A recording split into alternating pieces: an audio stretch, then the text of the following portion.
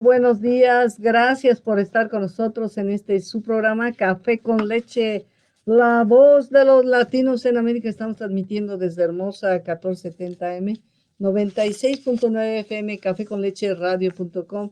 Tenemos al analista político Thomas Elias. Good morning, Tom. Good morning. How are you? Muy bien. Muy bien. I can hear you very happy this morning. I'm so glad. Okay. Yeah, I'm fine.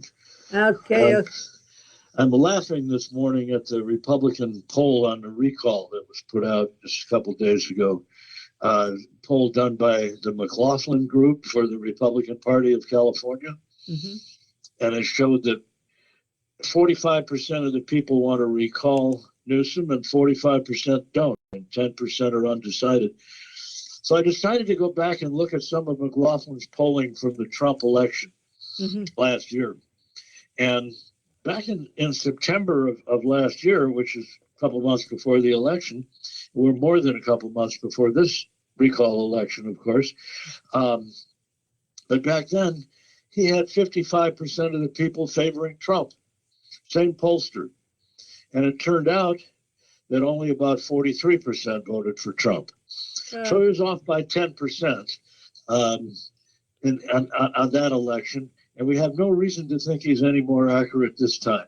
But still, the Republicans are hyping that poll like crazy. And do you know? I saw they made a poll. Poll. How do you say that? A poll here. And do you know who? Most of the people vote no. The question was, would you vote for this Republican candidate? No. The other Republican candidate? No. Like 9 to 55. No. We don't want a change. What poll was that? In the Antelope Valley Press. And you know, Press. We are a right-wing area. We used to be a right-wing area. The right-wing, they don't want the new governor. They prefer our current governor, Newsom. Yeah. Well, that's what, I mean, it's a strongly Democratic state. I mean, the Los Angeles Times today has an interesting comparison, how much more Democratic California is now than it was 18 years ago when Gray Davis was recalled. And basically, the population is about 5 million bigger. And among registered voters, the Democrats at that time held about a 6% edge over the Republicans, and now they have an edge of about 25%. Wow. They're about double the number. Okay. So it's very unlikely that this recall will succeed, but still, it's going to be fun to watch. I mean, look at this guy running around with the bear right now. You go ahead and translate, then we'll talk about it. Okay, thank you very much. Bueno, nos está hablando, dice que vio una encuesta que hizo una compañía que dice que aproximadamente 45% de las personas apoyan que se haga que se quite, o sea, el recall a Gavin Newsom. Quiere decir que se ponga en la boleta y que se vuelva a votar por él contra dos candidatos republicanos, y que 45% que no. Dice, pero esta es una compañía que hizo una encuesta también en septiembre del año pasado, antes de la elección, y decía que 55% de las personas iban a votar por Trump, y dice, y solamente votaron 43%, así es que creemos que hay la misma deficiencia. Dice, y el periódico del LA Times dice que estamos en una situación, California es un estado totalmente demócrata comparado con hace 18 años, cuando se hizo el otro recall para el otro gobernador.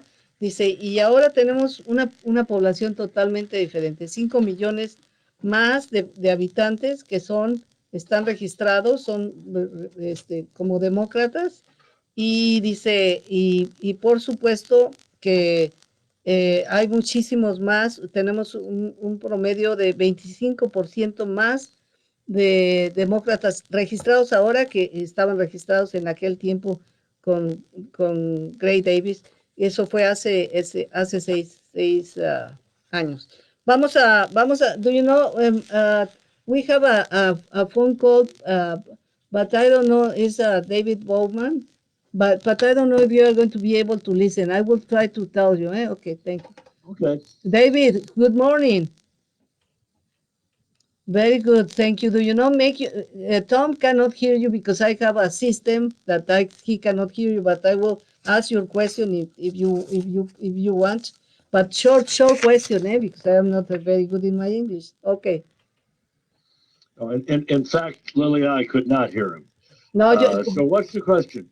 okay. The question is, if you would, Mr. Elias, seeing how in recent days there's been more activity on behalf of the activist community, what words of encouragement would you have for activists here in the Antelope? What words of encouragement do I have for people in the Antelope Valley right now? yeah, For activists? You mean Democratic activists? Is that what he's talking about? Well, I would say this. The election for Congress that Mr. Garcia won last year was decided by about 300 votes. Now, with reapportionment, we're going to lose one seat in California in Congress next year. And that means that the boundaries of every district in California, every congressional district, are going to change. Every district, geographically speaking, is going to get a little bit bigger. Now, if you expand the boundaries of the current 25th district where you are, where Garcia won by 300 votes last time, the only place you can really expand it and put a few more voters in, which you have to do in order to make things even out, is to expand a little bit more into Los Angeles County. oh, And Los Angeles County has many, many more Democrats than it does Republicans. So if you expand maybe a few blocks into the San Fernando Valley, go down a little bit from Santa Clarita into the San Fernando Valley, you're going to add some Democrats to that district. yay! And that means that instead of the Republican winning by 300 votes, you might have the Democrat winning by 300 or 400 votes. It will still be close. That district is going to be close. But the boundaries are going to change. They're not going to be exactly the same. And therefore, and the district is going to get a little bit bigger than it is now geographically. The population is going to be still, it's going to be 1/52nd of the state. It's going to be the same population as every other district, right? Mm-hmm. They're all about the same. And so the Democrats will have a slightly better chance to win that district than they did last time. Now, the Republicans are bragging about the census results because they say it represents a big failure by California that we lose one seat. Well, in fact, over the 10 years, California gained 2.2 million in population. Only two states gained more population than California did, Texas and Florida. And they've had people coming in from the Northeast in big numbers for many years, as you know. Mm-hmm. People coming from Ohio and New York and so on. Ohio lost a seat. New York lost a seat. Nobody's crowing about that. The Republicans aren't, because it happens every census now, every 10 years. That's been the trend for the last 40 or 50 years. Okay. New York used to have 44 Congress people. Now it only has 28 in the next election. I have So it's been losing. Do you know? But what I just want to say is that so California was third in population gain over the last 10 years in the country. But in terms of percentage, it was a little bit below the national percentage of population gain. And that's why it lost one seat. Okay, David, I hope that you were able to listen. Okay. Okay, so all that No, should be I'm so encouraging sorry. to Do you know, I'm sorry, David, but you know, I have to translate and I only have 2 minutes. Next Okay. time. Thank you so much. Bueno, Okay. let me translate because this was very interesting, what you said, Tom. Okay. Nos está hablando, David decía que qué proponía para los activistas aquí del Valle del Antílope.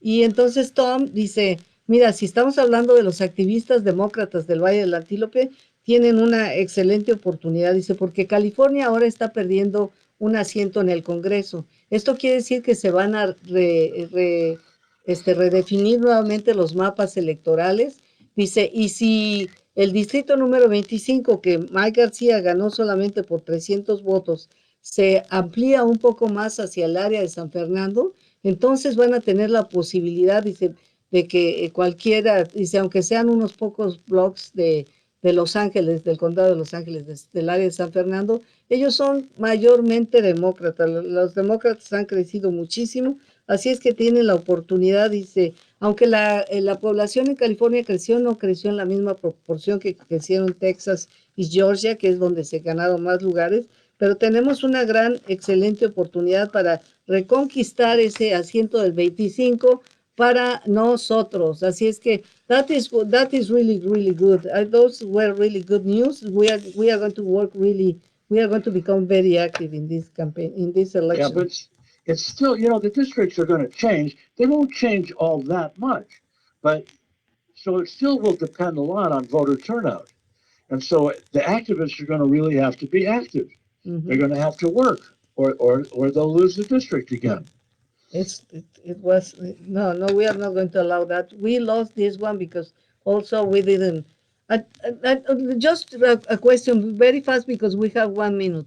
Let me tell you what happened with the census. Do you think that the undocumented people in California didn't register because of Trump, and then this is why we lost? No, I think the undocumented people in California actually were counted in the census in a much higher proportion than they were in some other states like Texas and Florida, because in California, the state spent $200 million trying to find the undocumented and get them to get counted. Whereas in states like Texas and Florida, they did everything they could to prevent them from getting counted because they didn't want these people they didn't want the undocumented to affect I have to go the way the new districts would be drawn. Okay, so that's it.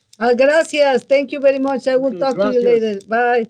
Thank you, Lilia. Bye-bye. Hasta la vista. Nos vamos, amigos. Muchísimas gracias por estar con nosotros.